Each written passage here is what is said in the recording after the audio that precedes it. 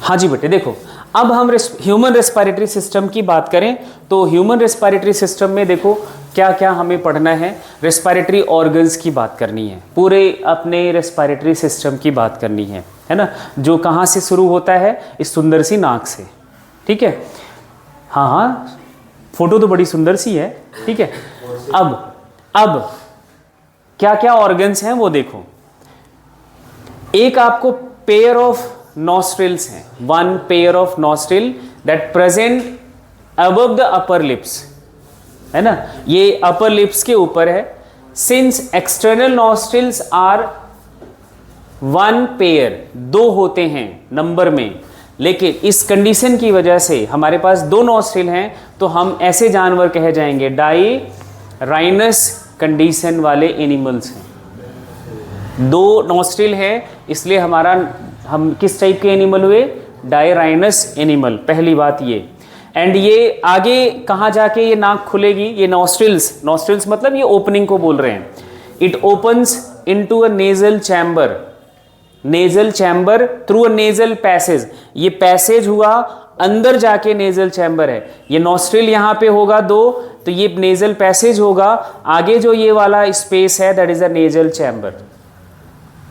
ठीक है, nasal passage nasal chamber में क्लियर हुआ। ऑर्डर आपका बात करें तो nostril, nasal passage, nasal chamber, इस तरह से ऑर्डर आपका बनता है। ठीक है, तो अगेन नेजल चैम्बर ओपन होता है आगे चल के किसमें, फेरिंग्स में। किसमें, ये फेरिंग्स है, फेरिंग्स में खुलता है। अ पोर्शन ऑफ फेरिंग्स की बात करें तो क्या है, कैसा पैसेज है, that is a common passage for the food and air. Air इधर से ही जाता है और जो हम फूड इंजेस्ट करते हैं वो भी इधर से ही जाता है, इसी फेरिंग से। ये कॉमन पैसेज है। ठीक है, इतनी बात। अब आगे चलो, पिक्चर को ध्यान से देखते चलो। देखो ऐसे बाहर वाला पिक्चर तो तुम्हें बड़ा अच्छा लग रहा होगा, लेकिन इंटरनल एनाटॉमी आपको पता होनी बहुत जरूरी है। आगे मैं बात करूंगा इस नेजल चैम्बर की, बड़ा यूज आता है नेजल पैसेज है, नेजल चैम्बर, इसलिए इस बात को बड़ा ध्यान से समझ लो। ये नॉस्ट्रिल है, नेजल पैसेज है, फिर नेजल चैम्बर है, फिर ये आपका फेरिंग्स हो गया। फेरिंग्स के आगे हम चलेंगे ओइसोफेगस। फेरिंग्स ओपन होता है लैरिंग्स में, लैरिंग्स आपका इसी के जस्ट ऊपर प्रेजेंट होता है, सॉरी यहाँ पे इधर है ना, ये तो अपना हम चले गए किधर, हाँ ठीक है। एंड ये ओपन होता है ट्रैकिया में जाके, लैरिंग्स ओपन होता है ट्रैकिया में जाके। आगे लैरिंग्स कार्टिलेजिनस स्ट्रक्चर है, जिसे हम साउंड बॉक्स भी कहते हैं, साउंड प्रोड्यूसिंग ऑर्गन है, साउंड बॉक्स भी बोला जाएगा। अब यहाँ इस साउंड बॉक्स को आप देख लो, ये इनका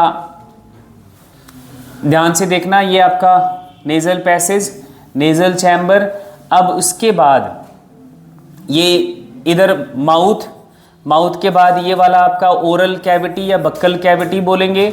इधर ये देखो इसी पैसेज में जाके ओपन होता है। अब जो इधर आपकी एयर है वो जाएगी इस ओपनिंग के थ्रू यहाँ आगे ट्रैकिया में, और फूड जाएगा इधर से। ओइसोफेगस की ओपनिंग को हम बोलते हैं गलेट, ठीक है, और ट्रैकिया की ओपनिंग को बोला जाता है ग्लॉटिस।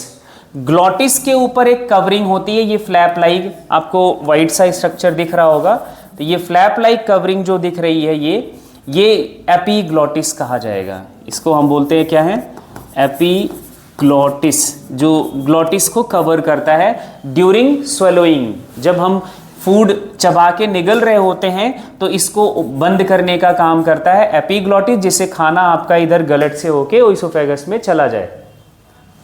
ठीक है, इतनी बात क्लियर हो गई। अब आगे चलो।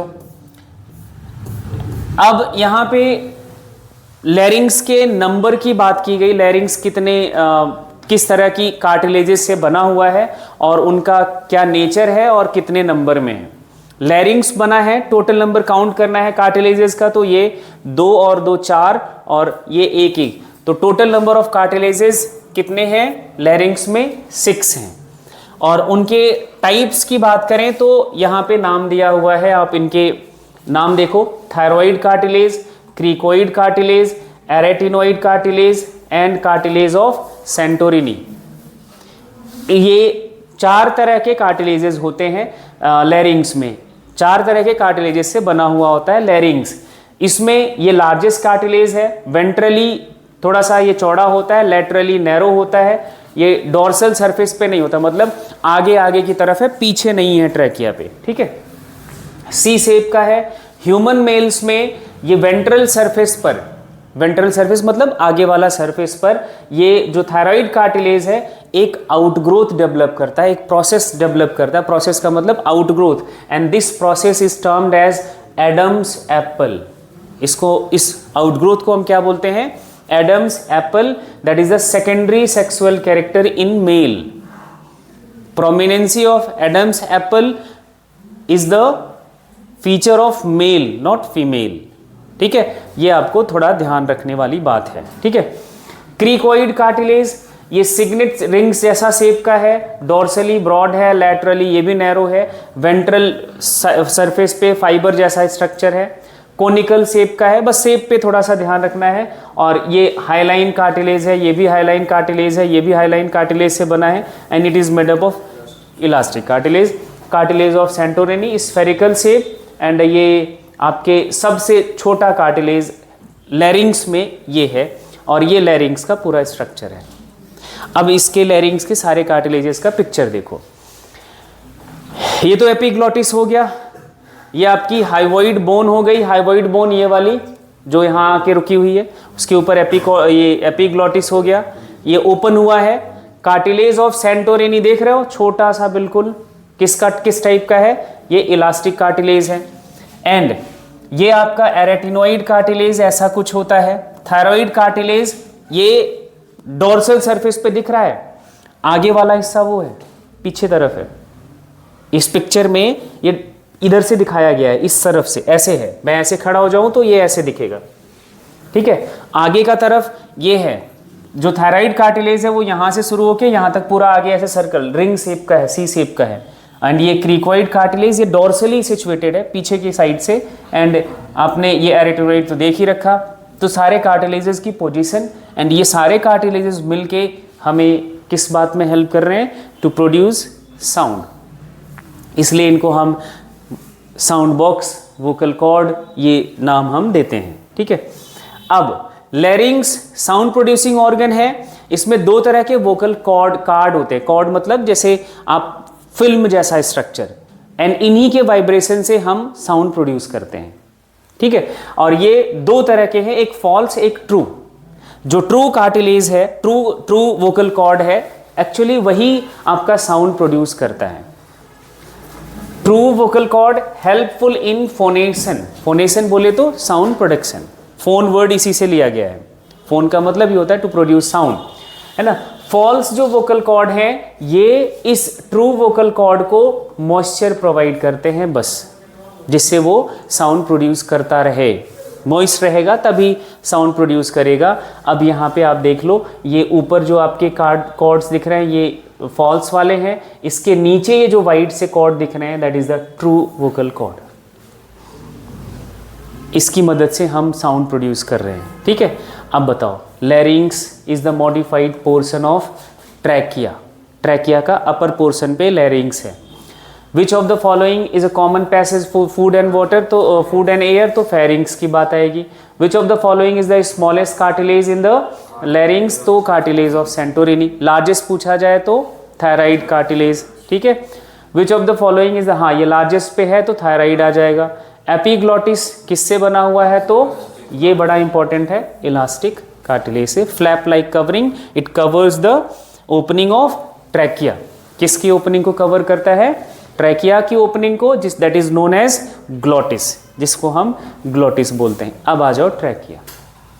ट्रैकिया की बात करें तो ट्रैकिया बहुत ही सिंपल सा ऑर्गन है और देख लेते हैं इसको भी। ट्रैकिया एक स्ट्रेट ट्यूब है जिसका डायमीटर देखो, डायमीटर बड़ा इंपॉर्टेंट है, 2.5 सेंटीमीटर का डायमीटर है, सर्कुलर आउटलाइन है, लगभग 12 सेंटीमीटर तक इसकी लेंथ होती है। ये ट्रैकिया है, यहाँ से शुरू है यहाँ ख़त्म है। कितने? 12 सेंटीमीटर की। Extended up to the mid thoracic cavity. अब अपनी ये थोरेसिक कैविटी जिसमें लंग्स हैं, इस थोरेसिक कैविटी के लगभग बीच तक आती है। मिड का मतलब बीच वाला पोर्शन है ना। विच divides at the level of 5th thoracic vertebra into right and left क्या प्राइमरी ब्रोंकस। ये पीछे बैकबोन है आपका, पहला जो वर्टिब्रीज आती है जिसको हम बोलते हैं क्या है सर्वाइकल वर्टिब्रीज, फिर आपकी आ जाती है थोरेसिक वर्टिब्रीज। कितनी होती है थोरेसिक वर्टिब्रीज 12, कितनी 12। तो थोरेसिक वर्टिब्रीज का नंबरिंग करें अगर तो यहां से आपका 1 2 3 4 और ये 5 वाले बैक साइड पे होगा, तो T5 पे जाके ये डिवाइड होती है अपना ये राइट और लेफ्ट प्राइमरी ब्रोंकस में, and these bronchus enters into the respective side of lungs. ये अपने राइट वाले लंग्स में राइट ब्रोंकस, लेफ्ट वाले लंग्स में लेफ्ट ब्रोंकस एंटर करती है। तो ट्रैकिया की इतनी बात है। ट्रैकिया का जो अब सरफेस है that is supported by C shaped cartilaginous ring. ये आपका डायाफ्राम है। ये क्या है डायाफ्राम है, मस्कुलर ऑर्गन है। Each bronchi undergo repetitive division. अब ये जो प्राइमरी ब्रोंकस है ये फर्दर डिवाइड करेगा 2 ब्रांचेज में, फिर से 2 ब्रांचेज में, कई स्टेप्स पर, एंड दीज फॉर्म क्या network of branches that is called respiratory tree इसको बोलते हैं। जैसे ये ट्रैकिया, अब यहाँ पे देखना ये आपकी प्राइमरी ब्रोंकस, ये 2 ब्रांचेज में डिवाइड हुआ, इसको हम सेकेंडरी ब्रोंकस, फिर से 2 टर्शियरी ब्रोंकस, फिर आपका बिल्कुल डायरेक्ट एक वर्ड आ गया total pulmonary bronchiole, terminal bronchiole. ऐसे कई स्टेप्स पर ये इनका डिवाइडेशन होता है। इस पूरे ब्रांचिंग को बोला जाता है रेस्पिरेटरी ट्री। ठीक है, ये लंग्स के अंदर का स्ट्रक्चर, लंग्स कुछ है नहीं, that is the network of primary bronchus, that's it. ये बहुत लेवल पे ब्रांचेज होते हैं। अब यहाँ पे पूरा ब्रांचिंग की बात करेंगे। Trachea, primary, secondary and tertiary bronchi.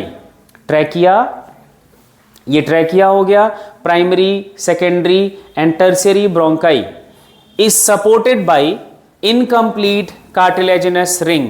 इस पिक्चर में देखो बहुत क्लियरली आपको दिख रहा है, ये ट्रैकिया के ऊपर ऐसे वाइट वाइट दिख रहे हैं स्ट्रक्चर्स, ये प्राइमरी ब्रोंकस के ऊपर भी, सेकेंडरी ब्रोंकस के ऊपर भी, टर्शियरी ब्रोंकस के ऊपर भी, and after that these incomplete cartilaginous rings are absent. तो इनकम्प्लीट रिंग्स कहाँ तक प्रेजेंट होते हैं? टर्शियरी ब्रोंकाई तक, एंड ये सपोर्ट देते हैं जिससे ये ट्यूब कोलैप्स ना करे, है ना, कोलैप्स ना करे, इसलिए ये कार्टिलेजेस प्रेजेंट हैं। अब देखना, on the dorsal side of ring trachealis muscle. Dorsal side of the ring का मतलब क्या है? ये वेंट्रल सरफेस पे प्रेजेंट है, इसके जस्ट पीछे। अब देखना इधर, आपको क्या इस पिक्चर को देखना है, समझना है। ये वाला जो पिक्चर देख रहे हो that is a C shape cartilaginous ring.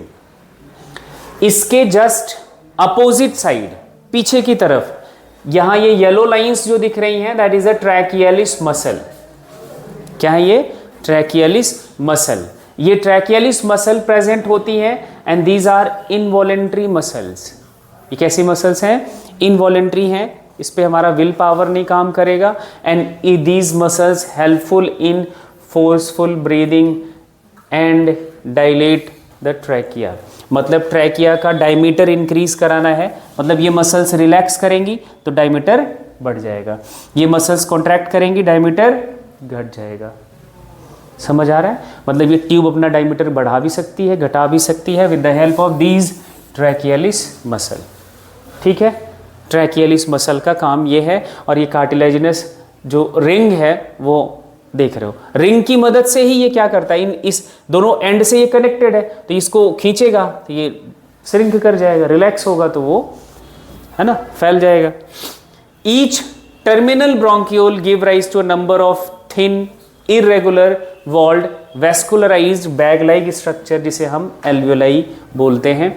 ये primary bronchus, secondary tertiary bronchus and terminal bronchiole, respiratory bronchiole, alveolar duct, atria, and then last में ये आपका एल्वियोलर सैक ऐसा बनेगा इसके चारों तरफ, and it has a cluster of sac like structure that is called alveoli. Alveoli एक एक को बोलते हैं एल्वियोलस, ये बहुत सारी होती हैं, bag like structure, sac like structure, तो ये प्लूरल वर्ड लिखा जाता है एल्वियोलाई, और वो भी एक कॉमन सैक में इनक्लोज्ड होते हैं जिसे हम बोलते हैं air sac. Air sac encloses alveoli, ठीक है। The branching network of bronchi, bronchiole and alveoli comprises the lungs. Lungs nothing, lungs is the branching of किसका? ब्रोंकाई, ब्रोंक्यूल एंड एल्वियोलाई, यही लंग्स है और कुछ भी नहीं है। एंड अब आपका शुरू होता है, ये पूरी ब्रांचिंग की कहानी खत्म हो गई। अब पूरे इस ब्रोंकियल ट्री को और मींस पूरे रेस्पिरेटरी ट्रैक को दो हिस्सों में डिवाइड किया जाता है, एक को हम बोलते हैं ब्रोंकियल ट्री, एक को बोलते हैं रेस्पिरेटरी ट्री। इन दोनों का डिफरेंस क्या है? Bronchial tree that is only act as a passage of gases, and respiratory tree आपका जो है it is a site of gases exchange. देखो बेटे, अपन अब बात करना है, हमने रेस्पिरेटरी सिस्टम को देखना था, पूरा लंग्स हमने देख लिया। लंग्स के जो पूरा टर्मिनल पार्ट है, स्टार्ट टू एंड, स्टार्ट कहाँ से होता है हमारा? ट्रैकिया से। अगर हम लंग्स की बात करें तो प्राइमरी ब्रोंकस लंग्स में एंटर करता है और एल्वियोलाई। यहाँ पूरे रेस्पिरेटरी ट्रैक को हम दो जोन में डिवाइड करते हैं, है ना। एक ऐसा जोन जो सिर्फ एयर को कंडक्ट करता है, उसको हम बोलेंगे कंडक्टिंग जोन। यहाँ पे दो वर्ड आपको समझने हैं, ब्रोंकियल ट्री और एक रेस्पिरेटरी ट्री। ब्रोंकियल ट्री वो जोन को, उस स्ट्रक्चर को बोलेंगे रेस्पिरेटरी सिस्टम का जो सिर्फ एयर कंडक्ट करता है, एयर कंडक्शन का काम करेगा। मतलब यहाँ पे कोई गैसियस एक्सचेंज नहीं होता है। एंड जो रेस्ट ऑफ द पार्ट और जो हिस्सा बचेगा, यहाँ पे देखोगे इस पिक्चर में जोन ऑफ एक्सचेंज, यहाँ एयर का एक्सचेंज होगा, एयर या हम बोले तो गैसेस का एक्सचेंज होगा, गैसियस एक्सचेंज होता है इधर। मतलब कार्बन डाइऑक्साइड ऑक्सीजन से higher concentration to lower concentration exchange करेगी। अब कहां से कहां तक का पार्ट आपका कंडक्टिंग जोन है और कहां से कहां तक का पार्ट आपका एक्सचेंज जोन है वो देखना। ये एक्सटर्नल नॉस्ट्रिल पढ़ लिया, पैसेज पढ़ लिया, nasal chamber, internal nostril, nasopharynx, pharynx, लैरिंग्स, trachea. Trachea की ब्रांचेस हमने देख लिया था, primary, secondary, tertiary, total, pulmonary. फिर उसके बाद ब्रोंकियोल आ जाता है। ब्रोंकियोल का टर्मिनल ब्रोंकियोल तक, कहां तक? टर्मिनल ब्रोंकियोल तक ये सिर्फ एयर का कंडक्शन करते हैं, एयर को कंडक्ट करते हैं। And rest of the part, respiratory bronchiole से लेकर एयर सैक तक का जो जोन है that is responsible for the exchange of gases. ये किससे बने हुए होते हैं? इस हिस्से में जो स्ट्रक्चर बना होता है वो बना होता है simple cuboidal ciliated squamous epithelium से ये बने हैं। सिंगल सेल्ड थिकनेस होता है, प्लेट लाइक सेल्स होती हैं, है ना, और सीलिया उनके आउटग्रोथ्स प्रेजेंट होते हैं, सिलिएटेड भी होते हैं। और उसके बाद जो रेस्ट ऑफ द पार्ट है, रेस्ट ऑफ द पार्ट की बात कर लें, इधर ये सारे आपके बने हुए हैं।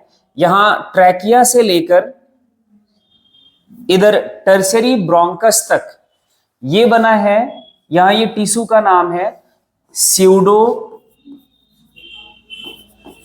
स्यूडो स्ट्रेटिफाइड, ये नाम आपको याद रखना होगा, stratified ciliated columnar glandular epithelium. ये टिश्यू का एक टाइप है, इससे बना हुआ होता है pseudo stratified ciliated columnar glandular epithelium से। क्या क्या? Trachea, primary bronchus, secondary bronchus and tertiary bronchus तक, ठीक है। और उसके बाद ये total pulmonary bronchioles and terminal bronchioles ये सिंपल कॉलुमनर सिलिएटेड एपिथेलियम से बना हुआ है। बस यहाँ पे ये क्या नहीं है, स्यूडो स्ट्रेटिफाइड नहीं है और ग्लैंडुलर नहीं है, इनसे बना हुआ है। तो कौन सा हिस्सा किससे बना हुआ है वो आपको एक बार पता होना चाहिए। ये एपिथेलियल टिश्यू से बना हुआ है, सिंपल स्क्वेमस एपिथेलियम से बना हुआ है और रेस्ट ऑफ द पार्ट। लेकिन जो स्पेसिफाइड पार्ट है किससे बने हुए हैं ये बड़ा इंपॉर्टेंट है, ध्यान रखना है। और ये एक्सचेंज जोन कहाँ से शुरू होता है, तो रेस्पिरेटरी ब्रोंकियोल से लेकर एल्वियोलाई तक, और उसके ऊपर जितने भी स्ट्रक्चर्स हैं वो सिर्फ कंडक्टिंग जोन का काम करते हैं। एक्सचेंज जो पार्ट है ये actually oxygen and carbon dioxide का ब्लड और एटमॉस्फेरिक एयर के बीच एक्सचेंज होता है। अब इन पे कुछ क्वेश्चंस है। ट्रैकिया किस लेवल पर डिवाइड करता है, तो हमने पढ़ा था फिफ्थ सर्वाइकल नहीं, फिफ्थ थोरेसिक वर्टिब्री के लेवल पर डिवाइड करता है। The part of starting with external nostril up to the terminal bronchiole is called, that is the conducting zone. यहाँ पे एयर का कोई एक्सचेंज गैसेस का नहीं होता है। अब ह्यूमन लंग्स के बारे में कुछ पॉइंट्स और लिखे हुए हैं, वो देख लो। लंग्स की ओरिजिन एंडोडर्मल है, मतलब एम्ब्रियो के एंडोडर्म से ओरिजिनेट है। हमारे पास दो लंग्स हैं, राइट एंड लेफ्ट, लेकिन राइट एंड लेफ्ट में थोड़ा सा डिफरेंस है। राइट लंग्स हमारा 3 लोब्ड है, 3 लोब्स होते हैं, और जो लेफ्ट लंग है दैट इज 2 लोब्ड। एक बेसिक डिफरेंस ये है। ऐसा क्यों है वो इसके स्ट्रक्चर को आपको देख के पता चल जाएगा। जो ये आपको ये नॉच जो दिख रहा है, यहां आपका प्रेजेंट होता है हार्ट। इधर आपकी लोकेशन किसकी है, हार्ट की, है ना। हार्ट यहां प्लेस्ड होता है। इस हार्ट के प्लेसमेंट की वजह से ये लेफ्ट लंग जो है ये 2 लोब्ड है, और ये आपका 3 लोब्ड लंग्स का है राइट लंग्स, है ना। तो ये 3 लोब्ड, ये 2 लोब्स में डिवाइडेड होता है। ये इस तरह से इनका स्ट्रक्चर आपको पता होना चाहिए। मतलब कहने का कि लेफ्ट लंग जो है वो थोड़ा साइज में छोटा होता है as compare to right lungs, ठीक है। एक बात ये हो गई। And that is covered by double layered covering, जिसका नाम हम रखते हैं प्लूरा। जैसे हार्ट के ऊपर भी डबल लेयर की कवरिंग होती है, जिसका नाम हमने रखा था पेरिकार्डियम, यहाँ प्लूरा बोलते हैं। और इन दोनों मेम्ब्रेन के बीच में एक कैविटी, और उस कैविटी में फिल्ड होता है प्लूरल फ्लूइड। क्या भरा होता है, प्लूरल फ्लूइड।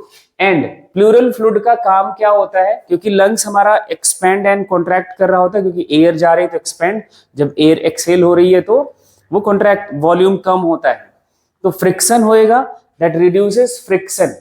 इस प्लूरल फ्लूइड की मदद से आपका लंग्स मॉइस्ट बना रहता है, एंड फ्रिक्शन भी रिड्यूस होता है लंग्स के सरफेस पर। एंड एक्सटर्नल जर्क अगर कोई बाहर से अप्लाइड है, कोई एक्सटर्नल जर्क लगा रहा है ऊपर से, वैसे तो हमारे लंग्स को वेल प्रोटेक्टेड चैम्बर में रखा हुआ है, स्किन है, थोरेसिक चैम्बर है, पूरा रिब्स से कवर्ड है, उसके बावजूद ये जो आपका प्लूरल फ्लूइड है it also protect the lungs from the external jerk, ठीक है। ये भी एक इसका काम है।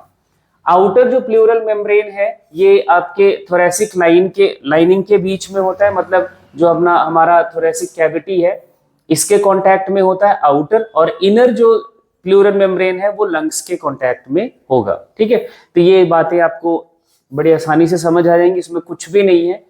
लंग्स सिचुएटेड है थोरेसिक कैविटी में, थोरेसिक चैम्बर में। अब यहां देखो थोरेसिक चैम्बर आपको दिख रहा है, ये मस्कुलर जो स्ट्रक्चर है दैट इज अ डायाफ्राम, इसको हम क्या बोलते हैं, डायाफ्राम। नीचे जो चैम्बर है बॉडी का उसको बोला जाएगा एब्डोमिनल कैविटी, इसके लिए हम वर्ड यूज करते क्या है, एब्डोमिनल कैविटी। और ऊपर जो कैविटी बनती है, 2 हिस्सों में हमारी बॉडी कैविटी डिवाइड हो जाता है इस डायाफ्राम की वजह से। ऊपर वाली कैविटी को हम बोलेंगे, जो रिब्स से घिरा हुआ एक केज बनता है, that is a thoracic cavity. तो थोरेसिक कैविटी में इसकी लोकेशन है, एक तो बात ये याद रखनी है। एंड ये एनाटॉमिकली एयर टाइट चैम्बर है। इस तरह से एनाटॉमी हमारी लंग्स की सेट है कि एयर टाइट चैम्बर है, मतलब लंग्स हमेशा जितना भी एयर होता है वो अपने स्पेस में कंप्लीटली पूरे वॉल्यूम को ऑक्युपाई करके रखता है। अगर वो एक्सपैंड होता है तो इस थोरेसिक चैम्बर का भी वॉल्यूम एक्सपैंड होता है। थोरेसिक वॉल्यूम का चैम्बर अगर कम हो रहा है तो लंग्स का चैम्बर कम होता है। तो ये एयर टाइट चैम्बर की तरह काम करता है। Thoracic chamber is formed by dorsally, ये बड़ा इंपॉर्टेंट है। ये पूरा थोरेसिक चैम्बर डॉर्सल सरफेस पे क्या है आपके बैक साइड पे, तो बोलोगे बैकबोन है। क्या है? वर्टिब्रल कॉलम है। क्या है? बैकबोन है ना। यहाँ देखोगे पीछे ये जो है बैकबोन है। एंड वेंट्रली आगे की बात करें तो आगे एक ये बोन है स्टर्नम, और कुछ हिस्सा रिब्स का आता है। एंड लेटरली साइड में सिर्फ क्या है इस चैम्बर के, तो साइड में सिर्फ क्या है अगर बोलोगे तो आपका रिब्स है, सिर्फ और सिर्फ क्या है, ये रिब्स है। ये चैम्बर के इस केज के चारों तरफ साइड से, चारों तरफ ये बोलेंगे साइड से रिब्स हैं। एंड अब लोअर सरफेस की बात करें तो लोअर सरफेस पे डायाफ्राम है। लोअर सरफेस पे क्या है? डायाफ्राम है। इस चैम्बर की बात करें अंदर से देखोगे तो लोअर सरफेस पे डायाफ्राम। अपर सरफेस पे क्या है? नेक है। अपर सरफेस पे क्या है? नेक है। Lower surface dome shape diaphragm होता है, अपर शेप आपका नेक से घिरा हुआ है। Anatomical setup of lungs in thorax is such any change in volume of thoracic cavity is reflected on the change on lungs। ये इस तरह से इस thoracic cavity में हमारा lungs सेट है कि अगर thoracic cavity का वॉल्यूम जरा सा भी चेंज होता है, मतलब अगर वॉल्यूम बढ़ा तो लंग्स का भी वॉल्यूम बढ़ जाएगा, अगर वॉल्यूम कम हुआ तो लंग्स का भी वॉल्यूम कम हो जाएगा। इस तरह का एनाटॉमिकल सेटअप इसमें है, वो आपको उस पे लंग्स के वॉल्यूम पर डायरेक्टली रिफ्लेक्ट होता हुआ दिखता है। And such an arrangement is essential for breathing, और ये इस तरह का अरेंजमेंट हमें ब्रीदिंग के लिए जरूरी है। कैसे? अभी हम मैकेनिज्म में और क्लियर करेंगे। हम डायरेक्टली ब्रीद नहीं करते, हम एक्चुअली वॉल्यूम चेंज करते हैं। इनहेल करना होता है तो थोरेसिक कैविटी का वॉल्यूम बढ़ा दिया तो एयर अपने आप प्रेशर डाउन हो जाएगा। एटमॉस्फेरिक प्रेशर तो कांस्टेंट है, लंग्स के अंदर का प्रेशर जो है एयर प्रेशर वो कम हो जाएगा, तो बाहर का एयर ऑटोमेटिकली अंदर चला जाता है। Inhalation complete. जब एक्सहेल करना होता है तो हम क्या करते हैं, थोरेसिक कैविटी का वॉल्यूम डिक्रीज कर देते हैं। जब वॉल्यूम डिक्रीज का हुआ तो एयर प्रेशर लंग्स के अंदर बढ़ गया एटमॉस्फेरिक प्रेशर के कंपैरिजन में, तो एयर बाहर आ जाता है। दैट्स इट, और कुछ नहीं है। ठीक है। मैमेलियन लंग्स सॉलिड है, ये बड़ा इंपॉर्टेंट पॉइंट है, बहुत बार ये सवाल बनता है कैसा हमारा लंग्स है। तो सॉलिड स्पंजी विदाउट मसल है, हमारे लंग्स के ऊपर कोई मसल नहीं है। So power of self contraction and self relaxation not present in mammalian lungs. हमारा लंग्स अपने से कॉन्ट्रैक्ट एक्सपेंड नहीं कर सकता। क्लियर हो गई बात? स्पंजी है तो स्पंजी होने की वजह से अगर इसके जो जिस चैम्बर में है, थोरेसिक कैविटी में है, उसका वॉल्यूम बढ़ता है तो ये अपना वॉल्यूम बढ़ा लेता है। स्पंजी नेचर का काम यही होता है कि वॉल्यूम स्पेस बढ़ा तो उसका स्पेस बढ़ जाएगा, वॉल्यूम कम होगा वो कंप्रेस हो जाता है, इस वजह से। अब एक एल्वियोलाई का स्ट्रक्चर की बात कर लें। एनाटॉमी आपने देख ली, लंग्स का सिचुएशन कहाँ है, पूरा ट्रैक देख लिया। अब गैसेस एक्सचेंज जहां होता है उसकी हम बात कर लें, एल्वियोलाई। ठीक है। एल्वियोलाई लंग्स का स्ट्रक्चरल एंड फंक्शनल यूनिट है, मतलब जो हमारा लंग्स काम कर रहा है, गैसेस एक्सचेंज के लिए रिस्पॉन्सिबल है, तो वो किसकी वजह से है? एल्वियोलाई की वजह से। एल्वियोलाई से ही गैसेस एक्सचेंज होता है। एल्वियोलाई दो तरह के सेल से बना होता है। पहले तो जिस सेल से बना होता है उसका नाम है न्यूमोसाइट सेल। एल्वियोलाई देखोगे तो ये है, ये एक एल्वियोलाई है, ये दूसरी एल्वियोलाई है, ये तीसरी एल्वियोलाई है। एक एल्वियोलाई का सेक्शन है तो इनके सेल्स आपको दिख रहे हैं, ये सेल्स हैं, है ना। उस सैक को काट के देखें तो ये एल्वियोलाई के का अगर सेक्शन काटते हैं तो 1 2 3 एल्वियोलाई हैं और इनके सेल्स आपको दिख रहे हैं। ठीक है। ये सेल्स दो तरह के होते हैं और इनके चारों तरफ एक लेयर प्रेजेंट है। न्यूमोसाइट सेल्स दो टाइप के होते हैं, pneumocyte first and pneumocyte second. Pneumocyte जो फर्स्ट है ये छोटी सेल्स हैं, स्मॉलर सेल्स हैं, यही गैसेस एक्सचेंज करने में हेल्प करती है। गैसेस एक्सचेंज इन्हीं से होता है। अब देखो इस एल्वियोलाई के ऊपर बहुत फाइन ब्लड वेसल्स हैं, कैपिलरीज फैली हुई हैं। इनमें जो ब्लड आता है, इनमें जो ब्लड आएगा that is rich in carbon dioxide. ये ब्लू वाले पे कार्बन डाइऑक्साइड से ज्यादा इसमें ज्यादा होगा। तो ये कार्बन डाइऑक्साइड यहाँ जो आपने इनहेल करा हुआ एयर है वो यहाँ आता है जिसमें ऑक्सीजन ज्यादा होगा। इसके चारों तरफ कैपिलरीज हैं जिसमें कार्बन डाइऑक्साइड ज्यादा होगा, तो ये कार्बन डाइऑक्साइड इधर, ऑक्सीजन यहाँ ब्लड में चला जाता है। ये गैसेस एक्सचेंज होता है इनका। तो गैसेस एक्सचेंज के लिए एल्वेलाई ही रिस्पॉन्सिबल है। क्यों? क्योंकि इनका जो वॉल है वो इस तरह के सेल से मिलकर बना हुआ है। अब न्यूमोसाइट सेल्स की बात कर लें तो दो टाइप की है, pneumocyte first, pneumocyte second. Pneumocyte first जो है स्मॉलर सेल है and that is responsible for the gases exchange, and pneumocyte second are the larger cell and it secretes, that is not responsible for the gaseous exchange, it secretes phospholipid that is termed as lecithin। इसका नाम क्या है? लेसाइथिन। And लेसाइथिन एक surfactant की तरह काम करता है। सर्फेक्टेंट का मतलब जो सरफेस टेंशन को रिड्यूस करता है, reduces the surface tension of alveoli, जिससे वो श्रिंक ना हो, वो एक्सपेंडेड रहे, ज्यादा वॉल्यूम में रहे, है ना।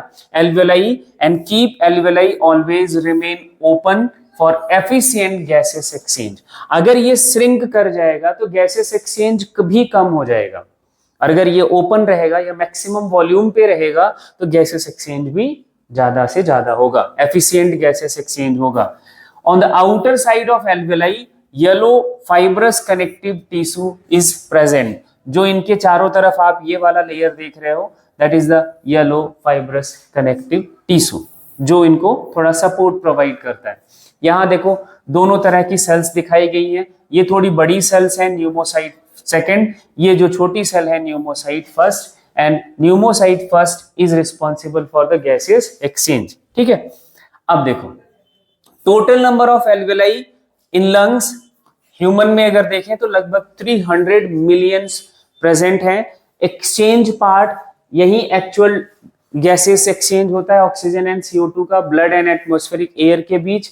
एंड अब जो ये पॉइंट है, रेस्पिरेशन का मतलब क्या होता है, वो आपको अब क्लियर होने वाला है। अगर ध्यान से ये बात समझ आ गई तो आपको ब्रीदिंग और रेस्पिरेशन में कंफ्यूजन खत्म हो जाएगा। Respiration is a broad term, breathing is a step of respiration. पहली बात ये याद रखनी है। रेस्पिरेशन का मतलब क्या है? देखो, respiration involves following steps. Respiration का मतलब that is not a single step event, it completes into following events. पहला step breathing, that is the inhalation and exhalation, normal breathing. Pulmonary ventilation भी इसको हम बोलेंगे, है ना, मतलब लंग्स के अंदर हम एयर ले जाते हैं, वहां से एयर बाहर आती है। ये एटमॉस्फेरिक एयर हम ड्रॉन इन करते हैं, और CO2 रिच जो एल्वियोलर एयर है that comes out into the atmosphere. And again second step पे क्या होगा? अब जो आपने ऑक्सीजन रिच एयर एल्वियोलाई तक गया, वो क्या करेगा? गैसेस एक्सचेंज होगा। गैसेस एक्सचेंज का मतलब यहां आपने एटमॉस्फेयर से ऑक्सीजन रिच एयर ले आए एल्वियोलाई के पास, इस ऑक्सीजन को कहां भेजना, कहां एक्सचेंज करना? डिफ्यूजन होगा। ऑक्सीजन आ जाएगा किसमें? ब्लड में, और कार्बन डाइऑक्साइड ब्लड से आ जाएगा एल्वियोलाई में। सेकेंड स्टेप पे ये डिफ्यूजन ऑफ गैसेस होता है। क्या होगा? Diffusion of gases, oxygen and CO2 across the alveolar membrane. किसके अक्रॉस होता है ये? Alveolar membrane. ये एल्वियोलर मेम्ब्रेन, इसके अक्रॉस गैसेस एक्सचेंज होगा। ठीक है, अब जो एयर आपके ब्लड में गई, जो ब्लड है आपका, वो ऑक्सीजन रिच हो गया। अब एल्वियोलाई में CO2 ज्यादा है, it comes outside the body, मतलब हम एक्सहेलेशन की एक बात करेंगे। इनहेलेशन एक एक्सहेलेशन के बीच में ये डिफ्यूजन होता है। बात क्लियर हो गई? आपने इनहेल कराया यार, ऐसे इन्हीं के बीच में ये डिफ्यूजन होता है। ठीक है, डिफ्यूजन की बात होने के बाद क्या होगा? ऑक्सीजन रिच ब्लड, जिसमें ऑक्सीजन गया, that is transported throughout the body. मतलब oxygen is transported by blood different cells तक, आपके बॉडी के हर सेल तक कौन लेके जाएगा? ब्लड ले जाएगा। तो ट्रांसपोर्ट होता है। ट्रांसपोर्ट अगर ना चले, देखो यहां पे ट्रांसपोर्ट अगर ना चले तो जो यहां पे ऑक्सीजन आया वो तो यहीं पड़ा रहेगा, तो यहां से वो ब्लड आगे जाता है, और दूसरा ब्लड जिसमें CO2 और रिच ब्लड होगा वो यहां नहीं आएगा, तो CO2 बाहर नहीं आएगा। तो ये लगातार ये प्रोसेस चल रहा होता है, मतलब ऑक्सीजन रिच ब्लड जा रहा होता है, CO2 रिच ब्लड आ रहा होता है एल्वियोलाई के पास, और ये एक्सहेल इनहेल करके हम वो एक्सचेंज कर रहे होते हैं। सारे इवेंट्स कॉन्टिन्यूअस हैं एंड साइमल्टेनियस हैं, मतलब सारे इवेंट जो हम बात कर रहे हैं वो लगातार चल रहे होते हैं और साथ साथ चल रहे होते हैं, लेकिन हमें एक बार में एक पढ़ना होता है, ठीक है। डिफ्यूजन फिर से ऑक्सीजन एंड CO2 का होगा, किसके? ब्लड एंड टिश्यू के बीच। कहां? ब्लड एंड टिश्यू के बीच।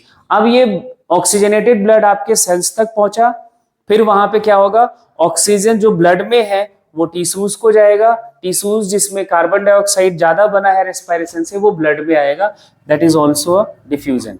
एंड लास्ट इवेंट, ये CO2 जो सेल्स बनाएंगी वो कैसे बनाएंगी? जब वो ऑक्सीजन यूज करके करती हैं और कैटाबॉलिक रिएक्शन चलता है, मतलब C6H12O6 का ब्रेकडाउन करते हैं ऑक्सीजन की प्रेजेंस में, तभी तो बनता है CO2 plus water plus energy respiration की रिएक्शन में। तो ये ऑक्सीजन जो यहाँ एक्सचेंज और सेल तक पहुंचा था, that is utilised by cell and CO2 is released, and CO2 आपका फिर एक्सचेंज हुआ, ब्लड ले जाया एल्वियोलाई के पास, वो एल्वियोलाई से बाहर चला गया, और जो आपने बाहर से ऑक्सीजन एल्वियोलाई में लाया वो ब्लड में आया, ब्लड फिर ले आया टिश्यूज तक, टिश्यूज उसको ऑक्सीजन को यूज करता है। तो सब कुछ साइमल्टेनियस है। अब ये आपका डायफ्राम का स्ट्रक्चर पढ़ना है, ये पूरे स्टेप की बात हो गई। इस पूरे स्टेप को और ढंग से पढ़ना है। अब ये एक पिक्चर और आपके सामने आएगा जिसमें हम, अच्छा मैकेनिज्म के बाद हम पढ़ेंगे, वो काफी आगे होगा, वो हम वहां पे डिस्कस करेंगे। फिर से एक बार ये सारे इवेंट्स हम डिस्कस करेंगे। अभी हम मैकेनिज्म की तरफ जाएंगे तो सारे स्ट्रक्चर्स पहले कंप्लीट करने पड़ेंगे। डायाफ्राम एक आपका मस्कुलर स्ट्रक्चर है and it divides body cavity into two chambers, one is the abdominal, second one is the thoracic cavity, ये हमने देख लिया।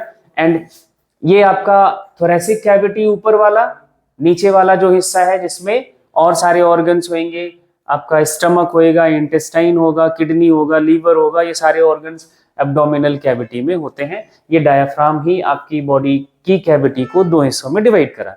यहाँ क्या होता है? एक तो लंग्स होता है, दूसरा हार्ट होता है, ठीक है। अब देखो ये मसल से बना हुआ है और इसकी डायाफ्राम की मसल का नाम रेडियल मसल्स बोलते हैं। क्या बोलते हैं? Radial muscles. अब आप देखो इस पिक्चर को तो आपको बहुत अच्छे से समझ आ जाएगा। ये मसल्स कुछ इस तरह से देखो ऐसे फैली हुई हैं, एक सर्कल पे ऐसे रेडियस पर ये मसल्स ऐसे प्रेजेंट हैं, तो रेडियल मसल्स इनको हम बोलते हैं, ठीक है। अब देखना, डायाफ्राम प्रिंसिपल मसल है ऑफ द ब्रीदिंग। इसके साथ साथ कुछ और मसल्स हैं, एब्डोमिनल मसल्स हैं जो ब्रीदिंग में हेल्प करती है, बट मेन मसल है जो हमें पल्मोनरी वेंटिलेशन में हेल्प करता है, that is the diaphragm. Diaphragm और भी हेल्प करता है किसमें? पार्चुरेशन में, चाइल्ड बर्थ में, ठीक है, एंड मिक्चुरेशन में, यूरिन पास करने में, ठीक है, एंड डिफेकेशन में, जब हम फीसेस इजेशन कर रहे होते हैं उसमें ये हेल्प करता है, प्रेशर क्रिएट करने के काम में आता है, मसल्स ये कॉन्ट्रैक्ट करके, ठीक है। At the time of inspiration या इनहेलेशन डायाफ्राम कॉन्ट्रैक्ट होता है और फ्लैट हो जाता है। देखो अभी कैसा है, अभी देखोगे तो यहाँ डायाफ्राम आपका डोम शेप है। कैसा है? डोम शेप है, ऐसा शेप होता है, ऐसा, ठीक है। जब ये कॉन्ट्रैक्ट होगा बिल्कुल यहां आ जाएगा, फ्लैट हो जाएगा, तो ये थोरेसिक कैविटी का वॉल्यूम बढ़ जाएगा, एब्डोमिनल कैविटी का वॉल्यूम कम हो जाएगा, ठीक है। जब इसलिए जब हम इनहेल कर रहे होते हैं ना तो चेस्ट आपका बाहर आता है, एब्डोमेन भी बाहर आता है, चेस्ट, हाँ हाँ, एब्डोमेन हमें लगता है कि अंदर जाए, बाहर आता है एक्चुअली, क्योंकि कैविटी, एब्डोमिनल कैविटी छोटी होती है। अब देखना ये फ्लैट होता है तो इसका volume of thoracic cavity increase और वॉल्यूम ऑफ एब्डोमिनल कैविटी, इसको VT लिख दे, इसको VA लिख दे, तो इसका वॉल्यूम डिक्रीज करता है। ये इंक्रीज करेगा और ये डिक्रीज करेगा जब डायाफ्राम क्या होगा? कॉन्ट्रैक्ट होगा, ठीक है। ये बात आपको क्लियर रखनी है। अब उसके बाद किस एक्सिस पर ये कॉन्ट्रैक्ट करता है? तो एंटीरियो पोस्टीरियर एक्सिस पर। बॉडी का ये एंटीरियर एंड है और पैर वाला हिस्सा जो नीचे की तरफ हम बात पोस्टीरियर एंड पर जाएंगे। तो ये किस एक्सिस पे कॉन्ट्रैक्ट कर रहा है? एंटीरियर एंड पोस्टीरियर एक्सिस पे। जब रिलैक्स करेगा तो इस एक्सिस पे एंटीरियर एंड की तरफ आ जाएगा। और क्या मसल्स हैं जो हमें हेल्प करती हैं ब्रीदिंग में? तो उनका नाम है इंटरकोस्टल मसल्स। मेन मसल कौन है? डायाफ्राम। ब्रीदिंग की मेन मसल कौन है? डायाफ्राम। और जो इन एडिशन डायाफ्राम कुछ और जो मसल्स हैं, that is the intercostal muscle. Intercostal muscle कहां प्रेजेंट है? रिब्स के बीच में। किन के बीच में? दो रिब्स के बीच में ये प्रेजेंट होती है। इंटरकोस्टल मसल बोलते हैं इनको, ठीक है। एंड ये मसल्स भी दो टाइप की होती हैं, external intercostal muscle and internal intercostal muscle. EICM, IICM इसको हम बोलते हैं। अब देखना, एक्सटर्नल इंटरकोस्टल मसल का मतलब क्या है? Muscle which connect dorsal surface of upper rib end ventral face of lower rib. मतलब क्या हुआ कि जो ऊपर वाली रिब का डोर्सल सरफेस से कनेक्ट हो। मान लो कि ये रिब है, एक रिब ऐसे हम मान लेते हैं, इसका ये डोर्सल सरफेस होगा, ये वेंट्रल सरफेस होगा, अगर फेस आपका इधर है तो इसका अपर रिब के पीछे से लगा हो और लोअर रिब्स के इधर इस सरफेस से आके अटैच्ड हो, तो वो आपका क्या हो जाएगा? एक्सटर्नल इंटरकोस्टल मसल, या इसको हम बोलते हैं इंस्पायरेटरी मसल। ये इंस्पिरेशन में हेल्प करता है। और इसी का उल्टा, जो मसल आपकी वेंट्रल सरफेस से अपर रिब से अटैच्ड हो और नीचे वाले के डोर्सल सरफेस से अटैच्ड हो, तो उसको हम बोलेंगे इंटरनल इंटरकोस्टल मसल, IICM बोलते हैं। और एक्सपायरेटरी मसल इसको बोलते हैं, ये एक्सहेलेशन में हेल्प करता है। इन एडिशन टू डायाफ्राम ये मसल्स थोड़ी हेल्प करती हैं। नॉर्मल ब्रीदिंग में ये मसल्स इन्वॉल्व नहीं होती हैं। एक पॉइंट ये भी याद रखना है, जब हम फोर्सफुल ब्रीदिंग करते हैं तब ये मसल्स इनहेलेशन एक्सेलेशन में पार्टिसिपेट करती हैं। नॉर्मली आप इनहेल एक्सेल कर रहे हो तो डायाफ्राम से ही चल रहा है, लेकिन आपको ऐसे एयर बहुत ज्यादा फिल करनी है तब आपकी ये इंटरकोस्टल मसल्स इन्वॉल्व होंगे, ठीक है। तो ये आपको ध्यान रखना है। At the time of inspiration EICM external intercostal muscle contract करती है, इसलिए ये रिब्स को बाहर की तरफ खींचते हैं और अपवर्डली ले जाते हैं डॉर्सो वेंट्रल एक्सिस पर, मतलब डॉर्सल एंड वेंट्रल एक्सिस पर, इस एक्सिस पर ये ऊपर की तरफ आता है। अब इन सारे स्ट्रक्चर्स पे जो हमने बात करी है, कुछ क्वेश्चन।